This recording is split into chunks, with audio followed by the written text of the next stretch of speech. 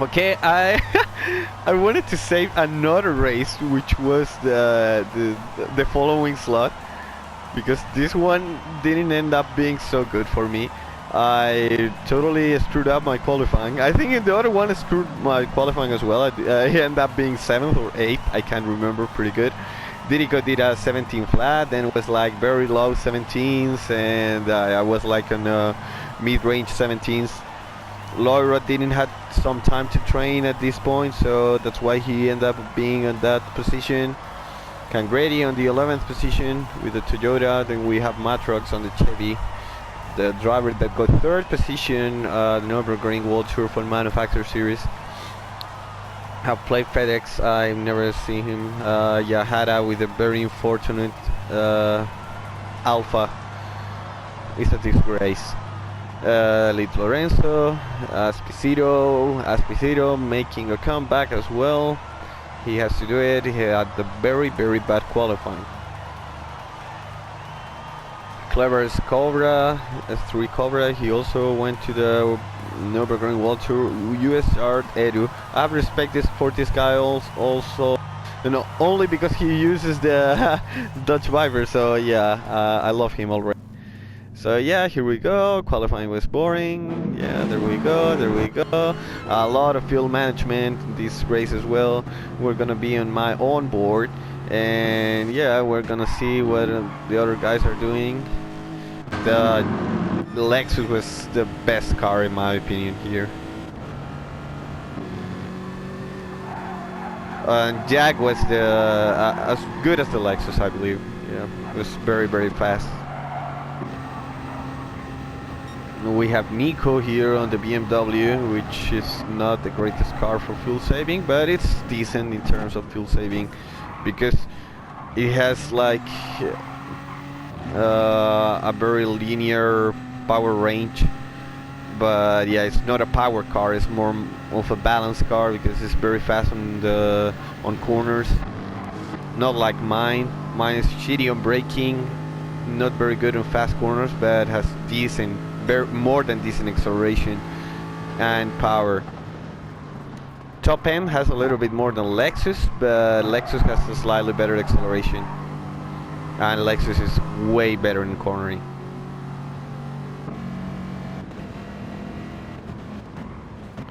We have the Merc battle between Bernal and the Turismo Rodrigo.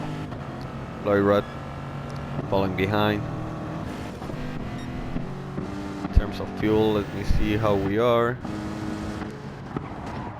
I'm very good at fuel at this point. I'm getting better at fuel saving races. I'm starting to learn how to use the fuel map a lot since I trained with the F1 guys. When I say the F1 guys, I say Brandon League, Marcel Kiefer, and all the guys from esports and cars. But I had the opportunity to race with them in England, and yeah, I got my ass kicked by those guys. We also raced the F1 game, which I've never played before. So at beginning, if you guys want to know, I was like 3 seconds behind them per lap, and at the end of the week I ended up being like, at the tracks that I know, I was like 1.2, 1.3 seconds behind them per lap, or a little bit less, depends on the... I could hold up like 1.5 lap tops, and then the guys just disappeared. I wasn't consistent enough, and I had to use a different camera, which was like this one, like some kind of the hood or something on the, which I wasn't used, of course, but I had more feeling with it. Impossible to use a chase cam with that game, but I really like that camera. It gave me a lot of feeling. I had to get used to the Fanatec setup, which was amazing, absolutely amazing. Not that I don't like the TGT, but the Fanatic pedals are way better than anything made by, and we can see the move, anything made by Thrustmaster. And I was, yeah, for sure field mapping one here, trying to make the first overtake of the day. Daniel with the Porsche. Porsche was pretty good here, actually.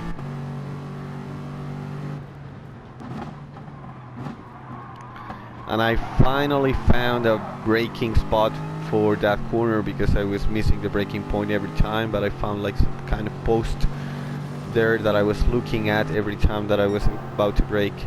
And we can see Daigo, Nico's brother, and it was in way worse situation in terms of fuel, and I was saving hell of tons of fuel in order to make it for the last lap. I was short shifting, I was using fuel map, I was doing everything, I was using lift and coast, absolutely every technique that you, and I went for it. And David had no power to make a defense. That tried to make the defense, but I put fuel map in 1 at this point. I tried to rev it a little bit more, but as soon as I saw that I was in the front, yeah, I secured my spot, and I tried to went for Nico at this point. I knew that I had the pace to, I don't know who guys I could catch. Let me see what kind of fuel has Bonelli at this point. We're pretty much at the same level. I have it just slightly more, but maybe because I'm far behind yet. Yeah, and this is the corners that you want to save fuel because you don't require too much power. And if you use the fuel map in this section, you will be saving tires as well, because the car will tend to understeer a little bit if you put too much power on it. As you can see, lift and coast. Try to see how Akagi does it. The Japanese guy, he uses just 1 foot for racing, which is very, very interesting. Okay, I'm trying to catch Nico at this point, trying to catch Nico, trying to catch Nico, trying to catch Nico, trying to catch Nico. Daigo's also behind me. He's doing some fuel saving, which was a better thing for him. Trying to catch Nico, trying to catch Nico, trying to improve the pace. Let me see what, in terms of fuel, I'm better than Nico, I'm better than probably anyone on the front. This is the boring part of the race. Yeah, I'm trying to improve my pace.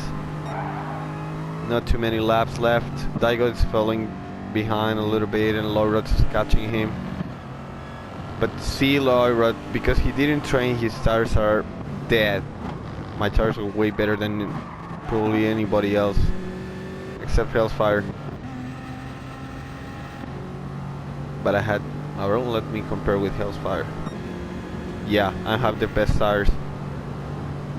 Yeah, because I was driving very, very smoothly. As you can see, yeah, I left like 50 meters and then I'm trying to send it, you know.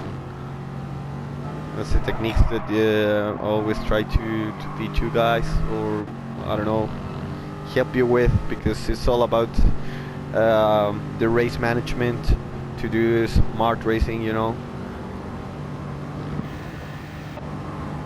Nico doesn't have too much fuel at this point. And I'm fuel mapping 1 probably right now, trying to catch him. Bonelli is falling behind as well. Bonelli struggles always with the tower.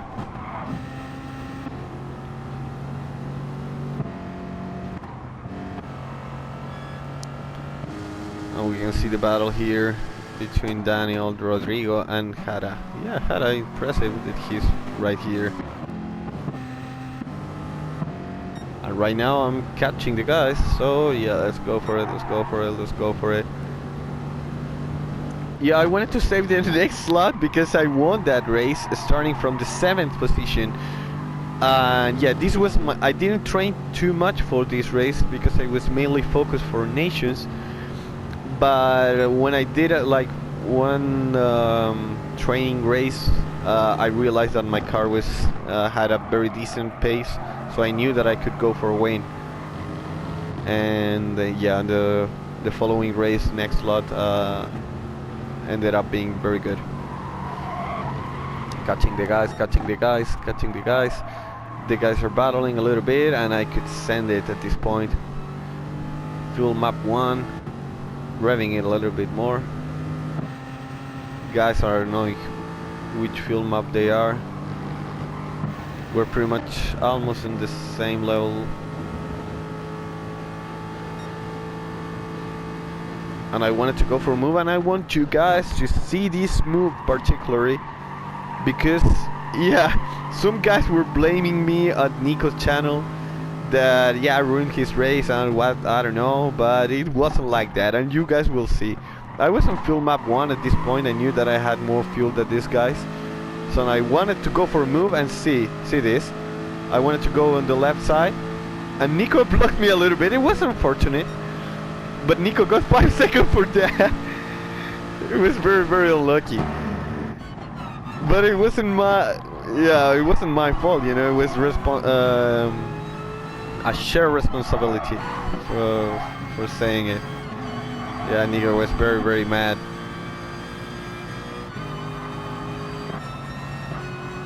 Yeah, and I screwed up because I used too much fuel here in that section. Oh, a little block there from Bonelli. I wanted to go for a drag race, but I was using too much fuel. I don't know why did I do that.